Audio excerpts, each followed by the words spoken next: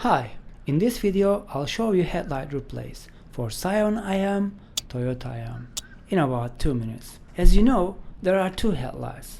The right side is easier to replace. I will show you the left side, which is a bit more difficult part. Original headlight, Philips 1912 here too. It's a good thing available in the most parts dealer. I got a Sylvania 1912 here too. I bought $30. It can be found easily on the internet too. Links below.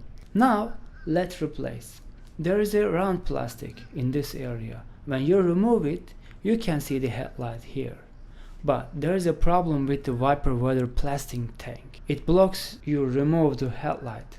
I said the engineer shouldn't have made it hard. There is a plastic screw, and when you squeeze it, it opens. After removing the screw, when you turn the wiper weather tank comes out. Now it's simple. I'm taking headlight off and putting new one and putting everything same. I think it was less than 2 minutes of video, isn't it?